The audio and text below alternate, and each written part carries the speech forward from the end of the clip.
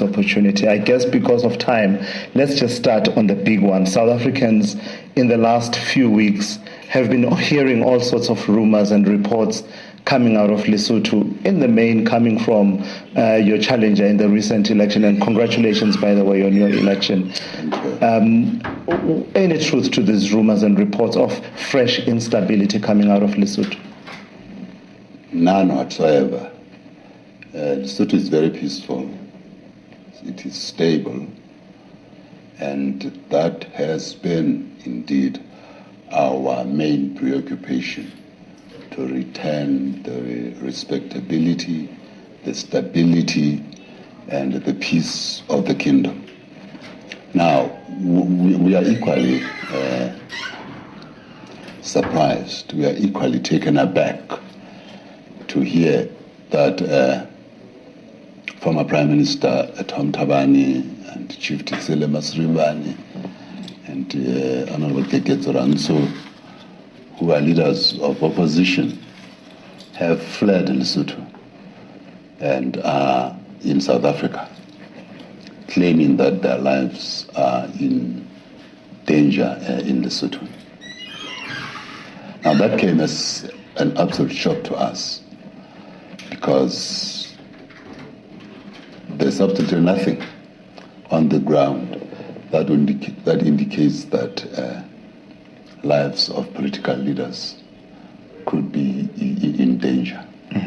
Because it would be of huge concern, I would imagine, for the region as well, which was involved in trying to bring stability to Lesotho following that attempted coup. Have you tried to reach out to the opposition leaders and find out what's behind them making the kind of claims they're making? Well, we have, in fact, because we've asked the Christian Council of Lesotho to talk to them and find out what is it they have run away from, and to ask them to come home, and if there are any issues, to talk to us about them. And the Christian Council did indeed oblige, and but that must be now over 2 weeks ago since the Christian Council talked to these gentlemen, and they said they were going to consult and come back. We even went to the extent of, naming a delegation that would come to the meeting with them. Right. But they have not come back. But why not then, Prime Minister, yourself directly reach out to them? They are people that you interact with in the political space in Lesotho. No, they should have come back to me. They should have actually not left the country without saying anything to me in the first place. Isn't it? Now, Mr. Thabane flees the country without saying anything to me, to the government, to the Christian Council of Lesotho, to the traditional leadership of Lesotho. And when he's across, he says he's surprised that the Prime Minister has not called him. Hey, who should be calling the other here? Who is Prime Minister here? Huh? Yeah. Absolutely so. I found that to be absolutely ridiculous of him to flee and leave me in Lesotho and then say, I have not called him. Why isn't he calling me to tell me why he's causing all the sensation about Lesotho being unstable, Lesotho, his life being in danger? Unless, of course, Mr. Thabane knows something that I don't know. Let's talk about the role of the army in Lesotho. The General Tlhadika Modi. I understand you recently reinstated him, and he had been implicated in the attempted coup when Mr. Thabane was Prime Minister. What do you think is the impact of him being reinstated in that position? With respect to Lasizwe, this nonsense about an attempted coup in Lesotho has to be stopped, and stopped for good, because there was never an attempted coup in Lesotho. And we have belabored the point, but you guys keep peddling this, lie of an attempted coup in Lesotho. There was never such a thing. And what has happened is that, yes, indeed, then Prime Minister Thabane caused Lieutenant General Gamodi to be removed from office. And we have always contended that that removal was illegal because he had not been afforded a hearing. Now, jurisprudence is abundant that you don't take action which is prejudicial to an officer without giving them a hearing. That is what in law is called audi alteram partem. Yes, you afford the guy a hearing. But Mr. Thabane went ahead and caused General Gamodi to be removed from office without such a hearing. To make matters worse, he appointed a brigadier who at the time was on suspension and was facing charges before a court-martial. Now, where on earth do you do a thing like that and say it is legal? It was flawed ab initio. And hence, when we were always very clear that when we returned to office, we would correct those wrongs. And there were many that Prime Minister Thabane committed and which we are putting right. This was just one of them. Sure. So, we've had reports from people that we talked to that suggest that there's been members of the Lesotho Defence Force who've been thrown into prison. Some of them, for merely being seen as being not loyal to Lieutenant General Gamodi. Can you confirm any members of the Defence Force being thrown into the maximum prison in Lesotho? Yeah, no, that is true, but it is totally wrong to associate it with the return of General Gamodi, because this happened before he was returned to office. In fact, to be precise, the first arrests were made on the 16th of May, and on the 18th, Dr. Thabane and Chief Thesele Maseribane fled the country. And General Gamodi only received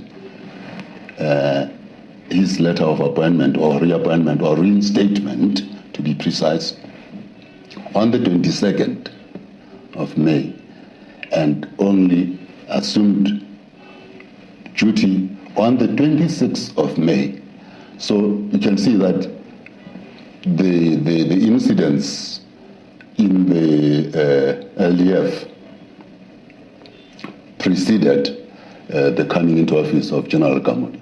So it would be totally wrong to attribute General Gamodi's reinstatement as a cause for the incidents. What are the reasons then for the arrest of the Defence Force? What we hear from the command of the Lesotho Defence Force is that some elements have been found to have been brewing trouble within the army.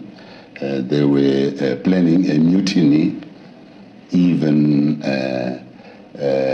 planning killing some officers. And that plot has been discovered, and officers and men that are implicated are being arrested and detained in terms of the law. Unfortunately, some people have labeled these lawful arrests and detentions abductions. Now that again is mischievous. It is a perfectly legal operation within the Lesotho Defence Force, which is meant to keep law and order within the army, and which is meant to save lives of officers in the army. Right. It has nothing, so far, it has nothing to do with any civilian whatsoever. As I say, unless then the civilians who have begun to run know something that we don't know. Does it concern you that there would be elements within the Defence Force who would be trying to brew the kind of trouble you just described to me? Of course, it is a matter for concern. And I am, however, comforted to know that the Lesotho Defence Force is generally stable and that the situation is under control, even as we speak. Right. Just for the record then, Prime Minister, would you state that you harbor no ill will for the former Prime Minister or any of the other opposition leaders? And perhaps if you were to address them directly right now, what would you say to them? I have absolutely no ill will against anybody. And I say this in all honesty and without malice to anybody. Let these gentlemen and lady come home. If there are any issues that they want to talk about, let's talk about them at home. I expect them to go to Parliament and play their role as His Majesty's loyal opposition, which thing I did, by the way, when I lost to them in 2012. Right. They should be democratic enough to do the same. Right. What about the role of the Americans in all of this? They've had a lot to say, particularly about no one having been held accountable for the disturbances that happened in August 2014 that left a police officer dead. Really ugly scenes that we saw back then. Yeah, that's true.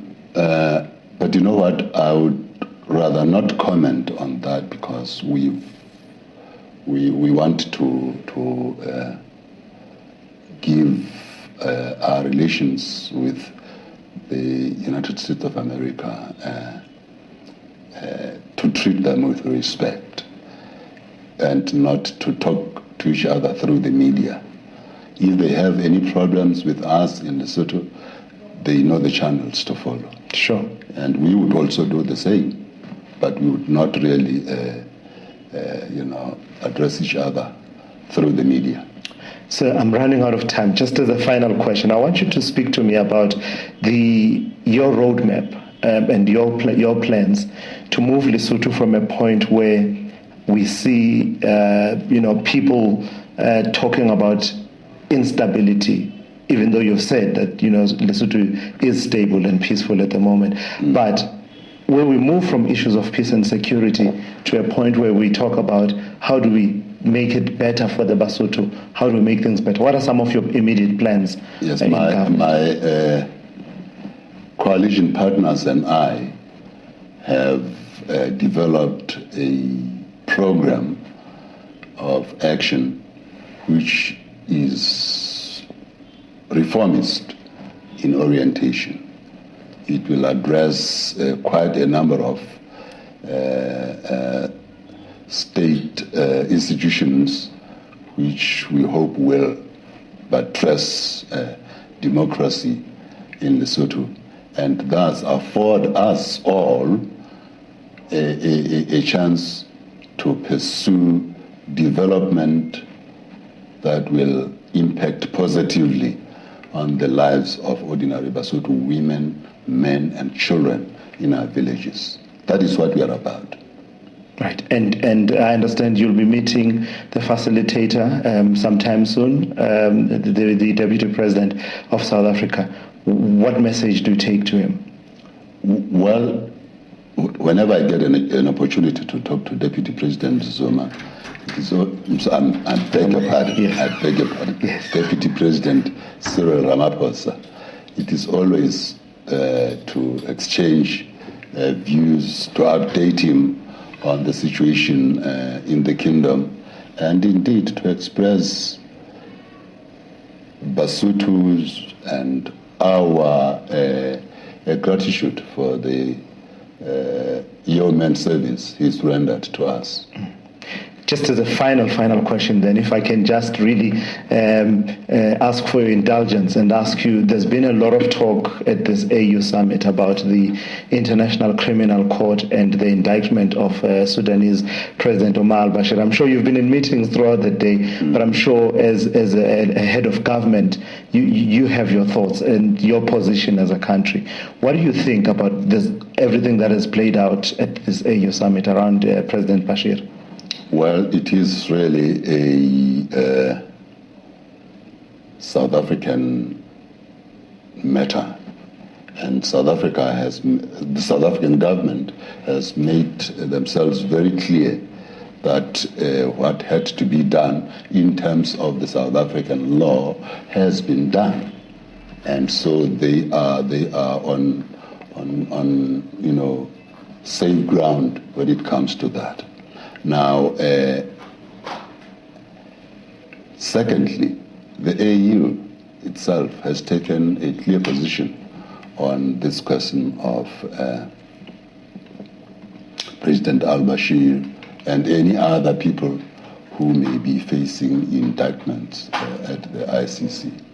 And that's the position that the AU has taken, right. And which I respect. Right. So thank you so much. Really appreciate your time.